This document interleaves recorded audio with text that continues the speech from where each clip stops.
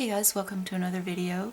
I thought I would take you through a little journey that I just completed working on this hat pattern that was designed for Shetland Wool Week last year. I showed a bit of it on my last video and I'm almost done with it, and I thought I would tell you the experience I went through selecting colors, how I felt about it, and what I think about the yarn and how everything worked out. So most of the focus of what I'll be talking on is this Marie Wallin British Breeds wool yarn. You can kind of think of it as a review for that yarn.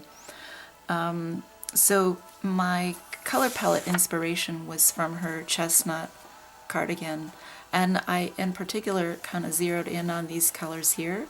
So I went to Ravelry and I purchased the pattern, and I identified the 8 colors that were used. Just 8, if you can imagine. And then I purchased all 8 of those colors, and I have them listed here. It's raw, wood, russet, quince, eau de Nil, lime flower, dark apple, and chestnut. And unfortunately, I didn't check Ravelry to see what everybody else's cardigan looked like when I ordered my colors. And what I found after the yarn arrived is that this color here in the center of the motif doesn't look like the actual yarn color. I don't know if the color shifted because it was filmed in strong sunlight and therefore kind of blew out the color and made it lighter. Maybe there was some flash photography that blew out the color. I went back to look on my monitor and it does look like this, so my printer printed it out accurately based on the color I'm seeing in the monitor. But when I went to Ravelry last night, nobody's cardigan looked like that even though they've listed the exact colors called for in the pattern. So I don't really know what happened here. I can't really say for sure, but it's just a really good cautionary tale for people to know that if you're looking at a marketing photo for color palette inspiration, it may not be the most accurate way to pick out colors for ordering yarn. If you're planning on doing that, I definitely think that it's unreliable. I have in the past worked with other yarn companies like Koigu, for example. They have such a huge range of colors, and when I purchased yarn from them in Canada, directly from Canada, from their shop, I asked them, could you photograph the colors I'm interested in? That will help me decide which ones I think I'm going to need, because the marketing photos for every color in that line are so different depending on what website you go to. There isn't really any standardization in the industry when people sell yarn. Some take their own photos, some use photos from the brand. Sometimes the brand controls what colors you're allowed to use. That would be smart. If the brand said only use our photos, then there would at least be some consistency. However, when the dye lots change, colors can change. So I'm running out of battery. I'll have to do part 2 when the battery recharges. Hold on a sec, guys. Sorry about that, guys. So just try to keep everything really brief. These are the actual photos of the yarn that were called for in the pattern. The only color that is not accurate is the blue color. I have their darker aqua blue, and because the lighter blue wasn't available, I just went for the darker blue, maybe thinking it might work out, but it just didn't. So this is what I had to work with, and just for anybody who might be looking at the Chestnut Cardigan, just know these are the center 2 colors, and it is definitely a very maroon brown. This is the actual brown that is used in that center color, and you can see that it is quite different from that this pinkish red color. This is the color. So when you see it on Ravelry, you can see that people knit it with this color. This is the color called for in the pattern. So I was super disappointed to kind of realize that the hard way. I should have known better, because this has happened to me before and I was too trusting. So I just wanted to say there's a couple of things that you could do to try to work through a situation like this where you end up getting so these are all of the colors that I have from this line. And the way to kind of resolve a situation like this is, obviously you can do your own swatching. In my case, I don't really enjoy swatching, so I could have printed this out. I did print this out in grayscale, and what I did in my case is I just looked at the grayscale for reference, and so whatever the darkest tones were, I picked my darkest tone in the colors that came from that order based on these colors here. So my darkest tone was chocolate brown, and that's where I used my darkest tones in the center. Anything that was in the darkest range I used here. And then if it was a lightest tone, I would try to just select the lightest tones I had and then the mid-tones. And that's just sort of how I worked through the pattern. I wasn't really feeling the best at the time that I started this project, nor was I feeling the best when I finished this project, so it was my bad for not putting more effort into this. But if I printed this out with just 10% opacity, then I could have gotten colored pencils out and just tried to find pencils that were close in range to the yarn color and just filled in the little squares with my pencils, and I could have done swatching with my colored pencils, and if I didn't like it on the first try, I could have redone it and redone it and redone it, and that would have been another alternative just for something for people to consider. And then the other thing that I could have done, which I have never thought of before, which I think might be worth trying, is there is online software for charting color work patterns onto, and what you could do is any software program that has an eyedropper tool, you could open up the photo from your pattern, use the eyedropper, select the exact colors from the cardigan that you wanted to work with, and then turn those colors into RGB colors, and then use those RGB colors to chart out your design in the knitting software. And that's another way that you can kind of plan how to use the colors that you have if you get a batch of colors that didn't turn out to be the colors that you thought you were going to be getting. Of course, you could return them to the shop as well and start again. I didn't, because I'd kept them for over a year, so it was way too late to do that. So the next thing I'll talk about is the yarn range from this collection, and I'll be back in a minute to talk about that. So here are all of the yarn colors that were used in the cardigan, and this is the photo here once again. And so I'll just, I showed them earlier in the single strands, and I'll just show them to you and read them off in the order that I have laid out on the table. So this color here is the russet, which is a maroon brown. Then this is wood, which is a dark chocolate. This is chestnut, which what I consider a deep gold. This is the quince, which is a kind of a wheat yellow. Unfortunately, I didn't have the eau de Nil, which is a lighter version of this shade. I just put it here as a placeholder. And then this is the dark apple, and this is the lime flower. So these, it's interesting because you have these warm brown tones, and then you have these green and blue tones. And so this is the full color palette. And so that's what I had to work with. And I, as I said earlier, I used the gradient scale printing off the color work chart in black and white. And so wherever the darkest tones were, I tried to use the darkest tones that I had, which were these two here. The lightest tones I had were these two here. And that's kind of how I just move forward improvisationally to build out my hat. And so this is the end result, and I have to say I think I'm very disappointed, because when you start off with something you're really in love with and you end up with something like that, it just is very disappointing. And you know, it's okay, but it wasn't what I wanted. And so I just wanted to share that with people, that was just sort of the downside of using the approach that I took and relying on photos when I should have known better. So about this yarn line itself, there's a couple of odd things that I found about it.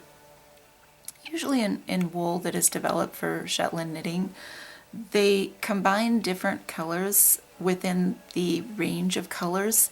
so that each color shares a little bit of other colors that are the color neighbors in the color line. So for example, with this color here, there are little flecks of other color in it, and for me, I can't immediately tell what other colors are in here, except that I do believe some of this color, which is rose. This rose color, I believe some of this rose is in here. And so with this chestnut color, you can see that some of this color is in there. And the problem with this line is that while they did a great job mixing different tonal values in here to get that beautiful luminous quality to this color in particular, with this yellow here, it just falls flat and it knits out looking like a solid yellow. And so to me, I would never ever want to work with this color again, and I felt like that was the color that kind of made me the most disappointed in my finished project. You can see it shows up in the middle here and it almost looks peach in a way, and I wish that I had had a light brown. If I had had a light brown, which there is a light brown in this range, I think that would have made all the difference in the world. There's just too much red and orange going on in here, too much red, orange, and yellow, and it just doesn't work for me. So other than that, I did find the yarn to be rather soft. It is somewhat prickly.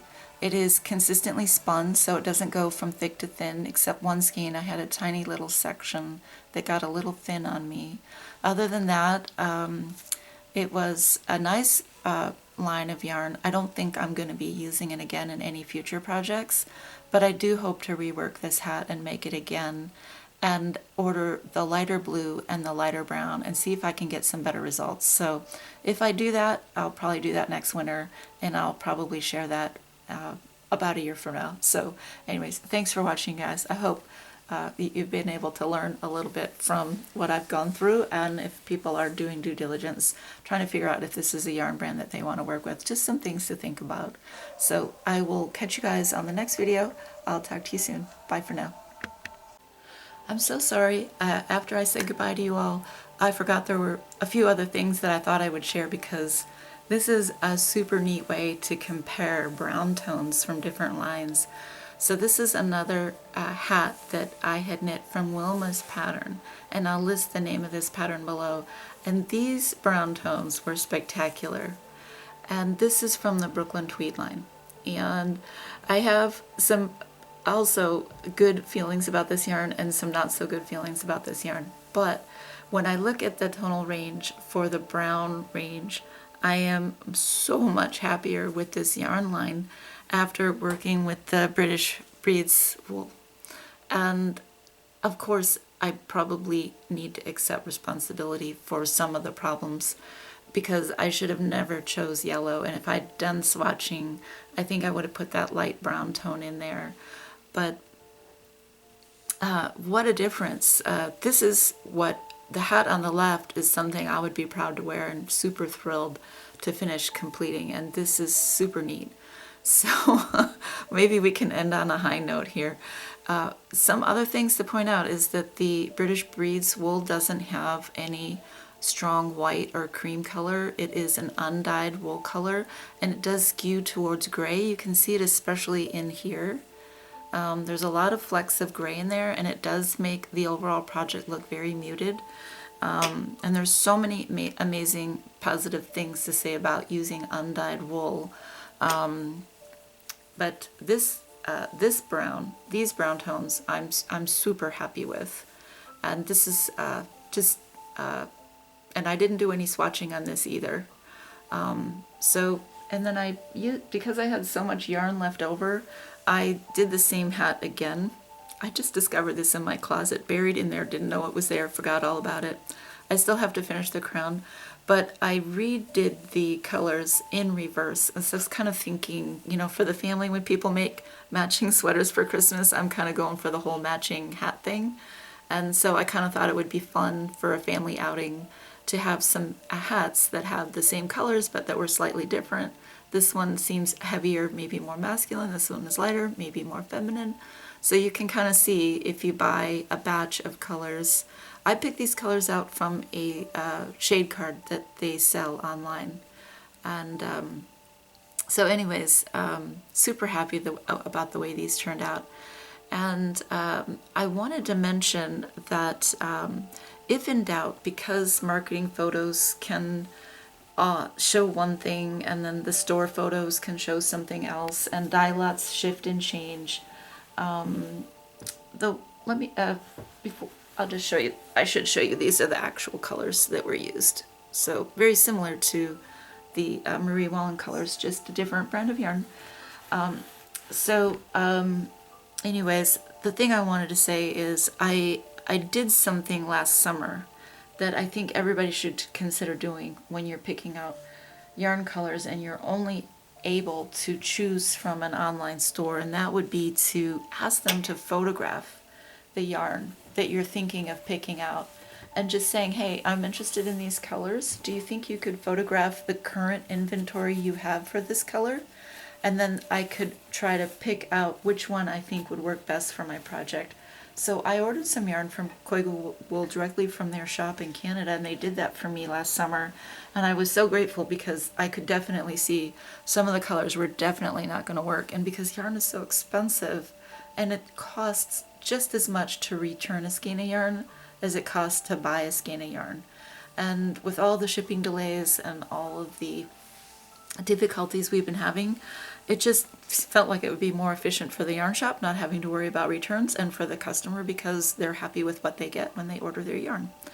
So final thoughts also on needles. I finally took this hat off the needles, and I can see why the cable was not handling the yarn very well.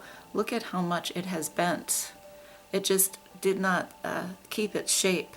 And I think that's why the yarn wanted to bunch up at the end there. And so these cables need some work. I definitely, and this is where it kept unscrewing. And so that was a huge bummer. I do love Signature Needle Art's double pointed needles, and I treated myself to a 6-inch pair, which is fantastic for doing the crown, and then for a 4-inch pair, so that when you get to the top of the crown, it's a lot easier manipulating those stitches and they're less likely to stretch out. And I'll just kind of show you the column of stitches that I have here. So this column of stitches is where the decreases are, and they are going to be prominent and they're going to pop out. And it is a little bit easy to stretch those out. And so in order to avoid stretching those out, you have to work them very tightly and very snugly. And so having these shorter needles definitely helps. So I can't say enough good things about their double pointed needles. It's just their circular needles, I just don't have a high level of confidence in using them again. And here you can kind of see what how my crown is working out on this hat. So anyways, this is it. This is the end. Thank you for listening, you guys. I would love to see if other people have worked with this wool here in the comments section, what you think about it. You know, what you like about it, what you don't like about it. Maybe we can have a conversation and share thoughts with each other. So I hope everybody's doing well, and I'll see you once again on the next video. Bye for now.